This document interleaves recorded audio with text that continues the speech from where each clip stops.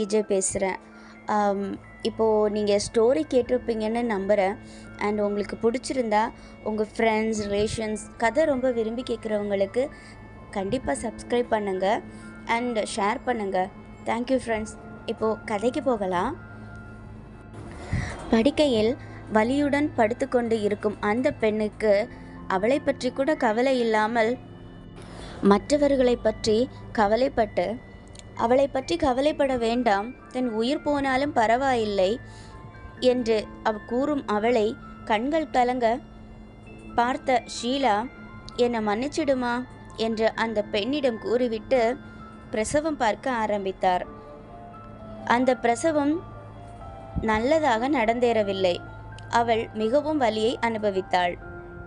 ஷீலா மற்றும் அவரை சுற்றி இருந்த மருத்துவர்கள் அனைவரும் அவள் வயிற்றில் நன்றாக அழுத்தம் கொடுக்க குழந்தையை எவ்வாறேனும் வெளியே எடுத்தே ஆக வேண்டும் என்ற நிலைக்கு தள்ளப்பட்டனர். ஒரு கட்டத்தில் அருகில் இருந்த மருத்துவர், மேடம், நாம் பேசாமல் சர்ஜரி பண்ணி குழந்தையை எடுத்துடலாமா என்று கூற, உடனே ஷீலா அவரை முறைத்து, என்ன பேசுகிறீங்க டாக்டர்? அந்த பொண்ணுக்கு சுகப்பிரசவம் ஆகிற நிலைமையில் இருக்குது. இந்த நேரத்தில் நம்ம அவங்க வயிற்றை கிழிச்சோன்னா இந்த பொண்ணோட உயிரும் போயிடும், குழந்தையோட உயிரும் போயிடும். என்ன சொல்ல வரீங்க நீங்கள் என்று பயங்கரமாக கத்திவிட்டார். ஆனால் அவருக்கு என்ன தெரியும்? அவரது குடும்பத்தை பற்றி அல்லவா யோசித்து கொண்டிருக்கிறார். இவ்வாறு போராட்டத்திற்கு நடுவே அந்த பெண் குழந்தையை ஈன்றெடுத்தாள். குழந்தையை பெற்ற அந்த நிமிடம் அந்த பெண் தன் சுயநினைவை இழந்துவிட்டாள். குழந்தை வெளியே எடுத்ததும் அனைவரின் முகத்திலும் மகிழ்ச்சி. ஆனால் அந்த மகிழ்ச்சி நிலைக்கவில்லை. அடுத்த நொடியே அனைவரின் கண்களும் கண்ணீராலும் பயத்தாலும் நிறைந்திருந்தது. அனைவரின் உடலும் நடுங்க ஆரம்பித்தது. உடனே பதட்டமாக ஷீலா அந்த குழந்தையை ஒரு டவலில் சுத்தி அருகில் இருந்த ட்ரேயில் மெதுவாக வைத்தார். பின்பு அனைவரும் சேர்ந்து அந்த குழந்தைக்கு சுவாசம் கொடுத்து குழந்தையை எழுப்ப முயன்றனர். ஆனால் எந்த பலனும் இல்லை. மருத்துவர்கள் மற்றும் செவிலியர்கள் அனைவரின் கண்களும் பயத்தாலும் வேதனையாலும் நிறைந்த வேளையில் ஒரு செவிலியர் வேகமாக அந்த ஆபரேஷன் தியேட்டருக்குள் வந்தார். டாக்டர், டாக்டர் என்று அழைத்தவர் உடனே வேகமாக, டாக்டர், அவங்க வந்துட்டாங்க, குழந்தை பிறந்துடுச்சான்னு கேட்டாங்க, நான் இன்னும் பிரசவம் நடந்துட்டுருக்குன்னு சொல்லியிருக்கேன் என்றார். அனைவரும் பீதியுடன் ஷீலா முன்னால் வந்து, இப்போ நாம் என்ன பண்ணுறது டாக்டர்? எல்லாரும் வந்துட்டாங்கன்னு சொல்கிறாங்க என்று பதட்டமாக கேட்டனர். உடனே ஷீலா சற்று முன்னால் வந்து அந்த செவிலியரை பார்த்து, ஓகே, காம், இப்போ அங்கே யாரெல்லாம் வந்திருக்காங்க என்று சற்று பயந்த நிலையில் கேட்டார். உடனே அந்த செவிலியர், அது madam, Sumitra, Ahalya, Sita madam, Sandeep sir, Hemant sir மற்றும் அவங்களோட தாத்தா சிரஞ்சீவி, இவங்க எல்லாரும் வந்திருக்காங்க என்றாள்.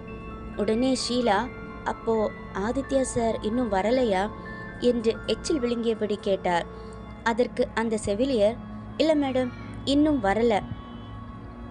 இந்த நிலையில் படுக்கையில் சுயநினைவு இழந்த நிலையில் இருந்த அவள் மெல்ல சுயநினைவுக்கு வர, அவள் மீண்டும் சத்தமாக கத்தி கதற ஆரம்பித்தாள்.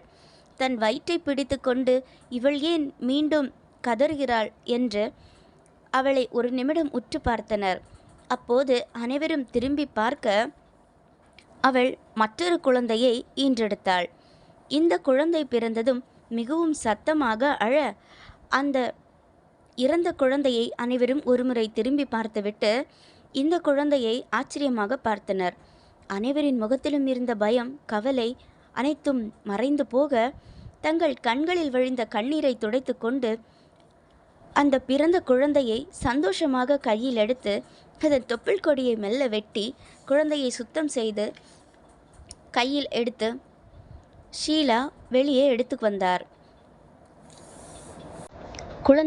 குழந்தை பிறந்த அந்த நொடி ஒரு விலையுயர்ந்த கார் அந்த பெண்டிலி கார் மருத்துவமனை வாசலில் வந்து க்ரீச் என்ற சத்தத்துடன் நின்றது. அந்த காரில் இருந்து அவசரமாக ஒருவன் இறங்கி வந்தான். அவன் வாட்டசாட்டமாகவும் பிறந்த குழந்தையை சுத்தம் செய்து ஷீலா கையில் எடுத்து வந்தார். டாக்டர் ஷீலா குழந்தையோடு வெளியே வரும் அந்த வேளையில் மருத்துவமனை வாசலில் அந்த பெண்டிலி கார் க்ரீச் என்ற சத்தத்துடன் வந்து நின்றது. அதிலிருந்து அவசரமாக வாட்டசாட்டமாக ஒருவன், அழகும் கம்பீரமும் நிறைந்த ஒருவன் வேக எட்டுக்கள் எடுத்து ஆபரேஷன் தியேட்டருக்கு முன்னால் வந்து நின்றான். அவனை சுற்றி பாடிகார்ட் மற்றும் அவனது பிஏக்கள் வந்தனர். அவள் சரியாக வரவும் குழந்தையோடு வெளியே வரவும் சரியாக இருந்தது. வெளியே வந்த ஷீலாவின் கண்கள் தனக்கு முன்னால் ஆர்வமாக நின்று கொண்டிருக்கும் மற்றவர்களை விடுத்து தனக்கு முன்னால் கண்களில் கேள்வியுடன் நின்றிருந்த ஆதித்யாவையே பார்த்தது. ஆம், அங்கு வந்தவன் பெயர் ஆதித்யா. அவனை அங்கு பார்த்ததும் சற்று நேரம் ஷீலாவின் உடல் நடுங்க ஆரம்பித்தது. அங்கு குழந்தைக்காக அனைவரும் கூடியிருந்த அந்த தருணம் ஆதித்யாவை பார்த்ததும் சற்று கலக்கமடைந்தனர். மெல்ல ஆதித்யா ஷீலா அருகில் வந்தான்.